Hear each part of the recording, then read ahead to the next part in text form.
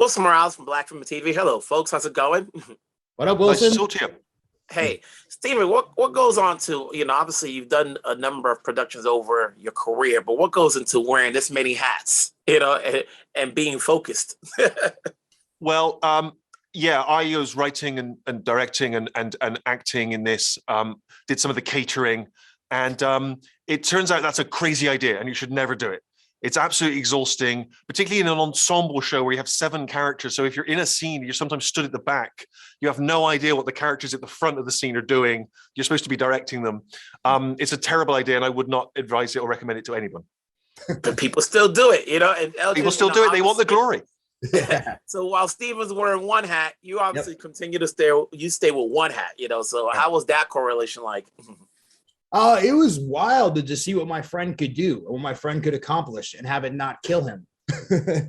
But it came, when we first started talking about this, it's just like Steven has such a particular sensibility. And I remember, Steven, we first would talk about this kind of mix of the crime, the thrilling element, and the comedy. It was hard for people to wrap their heads around.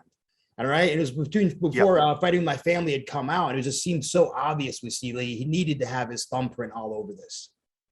Yeah. When you have a cast like the way you have, and you have a veteran actor, how do you work it so that everybody has their stay and they stand out, so that, so especially now you've got a 2 season so far. We know we're going to come back for season 2, but making sure everybody has their say in their moment. Well, it was always imagined by the both of us that it was an ensemble show. In fact, we originally sort of thought of it as a movie, right, Elgin? But we felt it was a bit unwieldy as a movie. There were almost too many characters, and we couldn't give them enough time, which is why it felt like it was better as a TV show. But it was important to us that each of the characters get their space and get their say, and that you find out about them and you explore their past lives, what led them to that moment. Is that right, Elgin? We just felt like it was a show about what brings people together, even if it's also about what divides them. Yes, exactly. And it's funny that when I finally got to see it, because I wasn't at production, I was here in the States. It was everything we talked about in our very first meeting. Like, that was really beautiful to actually accomplish it, to see what Steven and the incredible cast and crew had done. It was literally all of like our biggest blue sky moments of what we wanted to accomplish, they actually had. This show obviously had its pauses because of the pandemic, and not all shows can continue to do so.